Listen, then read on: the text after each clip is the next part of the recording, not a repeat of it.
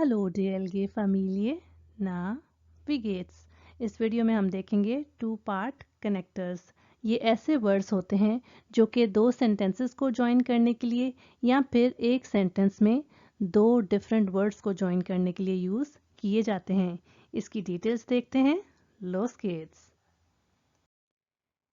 इस वीडियो में हम ये सभी कनेक्टर्स देखेंगे और आप नोट करें कि ये सभी दो दो डिफरेंट वर्ड से मिलकर बने हैं। उसके साथ साथ आपके लिए कुछ übungen होंगे और एंड में कुछ फाइनल रिमार्क्स। सबसे पहले है जी स्वा और आबा का कॉम्बिनेशन, जिसका मतलब होता है इट्स ट्रू बट, कि हमने एक चीज़ मेंशन की है एक सेंटेंस में, लेकिन उसके साथ ही उसका एक और फैक्टर हम मेंशन करते हैं। एग्जाम्पल से समझ लेते हैं। Meine Pfanne ist zwar billig, aber geht immer noch। जब हम सेंटेंस का ये पार्ट देखते हैं कि पैन सस्ता है, तो हम ये समझते हैं अच्छा सस्ता है तो फिर टिकाऊ नहीं होगा, लेकिन इस सेंटेंस को निगेट करता है ये पार्ट, लेकिन वो अभी तक चल रहा है। सेकेंड एग्जाम्पल है Die Fertiggerichte sind zwar günstig, aber sind meistens ungesund। कि जो रेडी टू ईट फूड है होता तो वो रीजनेबल प्राइस का है, लेकिन ज़्यादातर अनहेल्दी होता है। तो आप ये नोट कर रहे हैं कि किन जगहों पे हमने इन कनेक्टिंग वर्ड्स को यूज़ किया है।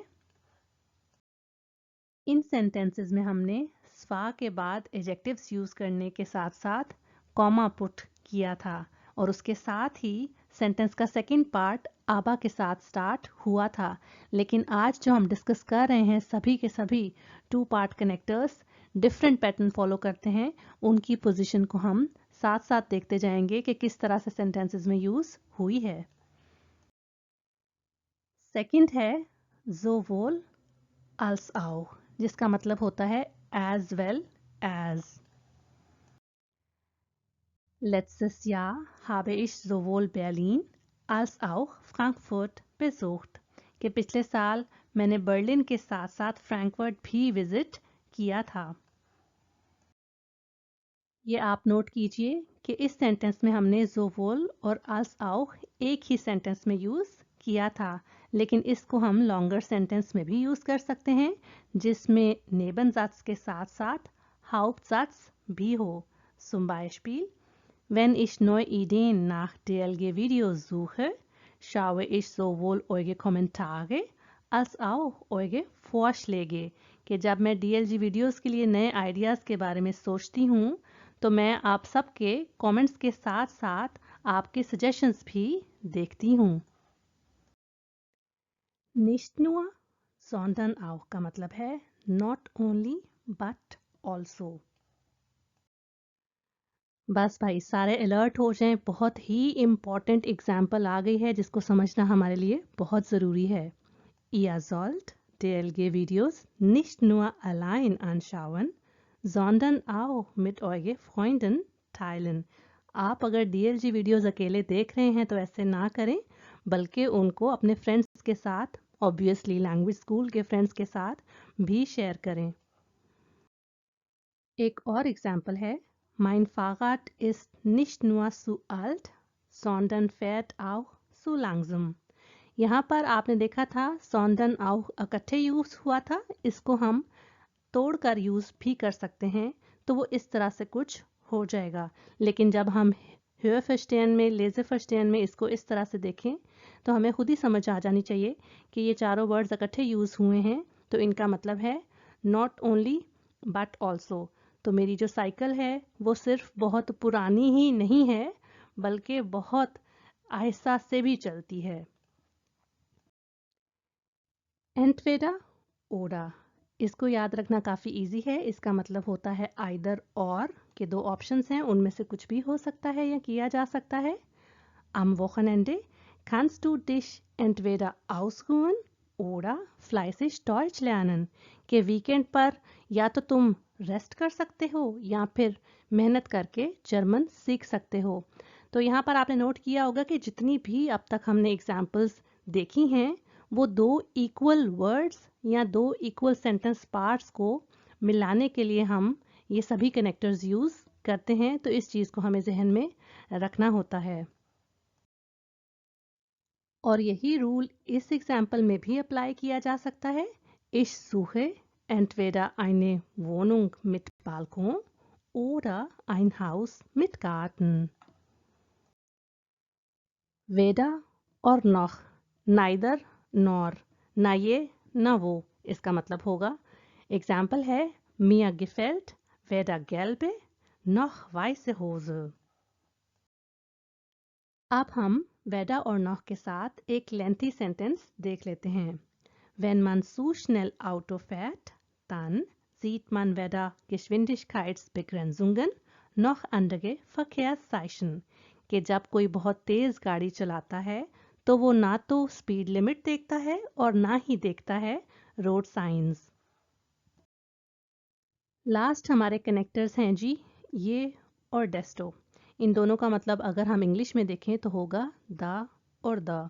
अब आप सोचेंगे कि ये कैसा मतलब हुआ, इसको हम एक एग्जाम्पल से समझेंगे, लेकिन उससे पहले दो चीज़ों का हमने ध्यान रखना है। एक तो ये कि इनको जब हम सेंटेंसेस में यूज़ करेंगे तो ये पहले आएगा और ये एक नेबनजात्स होगा, और जिसके साथ डेस्टो आएगा वो एक हाउप्टजात्स हुआ करेगा।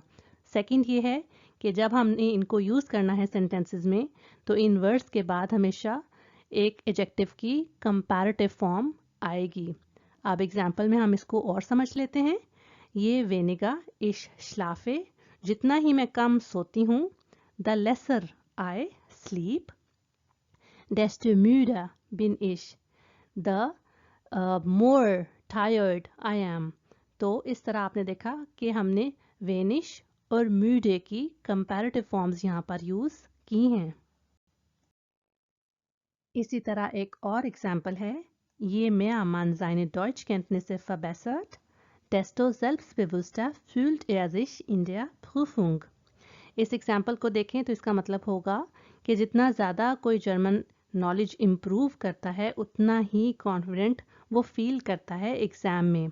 आपने नोट किया कि selbstbewusst एडजेक्टिव की मेन फॉर्म थी और उसकी कंपैरेटिव यहाँ पर यूज़ हुई है selbstbewusster। मैं किसकी कंपैरेटिव फॉर्म है ये आपने मुझे बताना है कमेंट सेक्शन में। ये हैं जी सारे के सारे 2 पार्ट कनेक्टर्स जो कि हमने इस वीडियो में डिस्कस किए हैं और उनके meanings.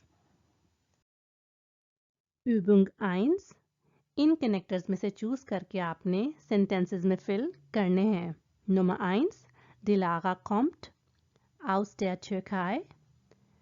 Sie spricht meistens Deutsch.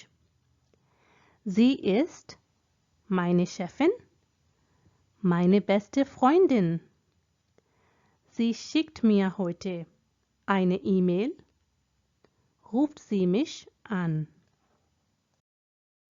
Übung 2 भी काफ़ी इंटरेस्टिंग है। इसमें आप hör verstehen करेंगे और मार्क करेंगे कि इनमें से कौन कौन से कनेक्टर्स आपने इस ऑडियो में सुने हैं।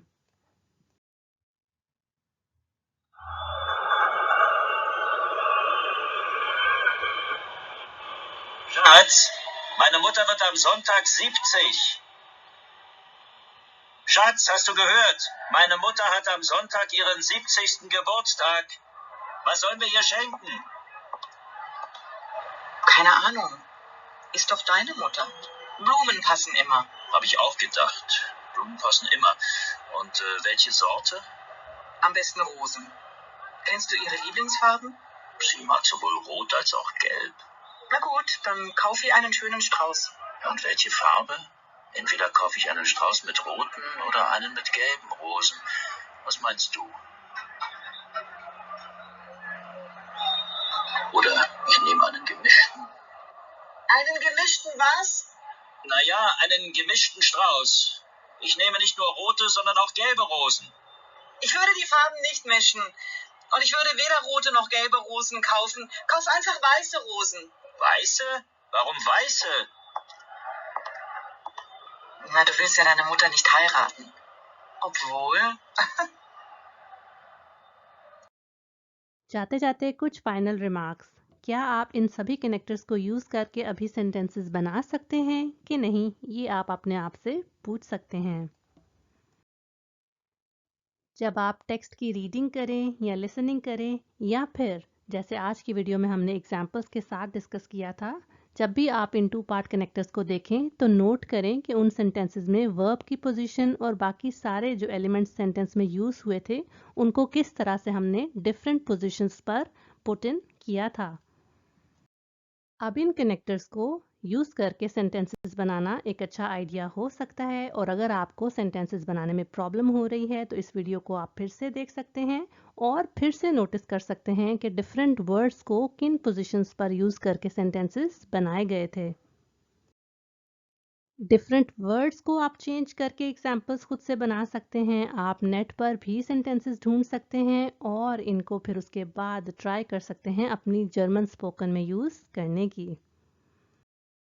ये वीडियो आपको कैसी लगी मुझे लाइक और कमेंट करके बताइए। किन टॉपिक्स पर वीडियोस देखना चाहते हैं ये भी मुझसे शेयर कर सकते हैं। अब तक नहीं किया तो इस चैनल को सब्सक्राइब कर दें। अपने लैंग्वेज लर्निंग फ्रेंड्स के साथ इन वीडियोस को शेयर करते रहें। मैं मिलती हूँ आपको नेक्स्ट वीडियो में। चूस।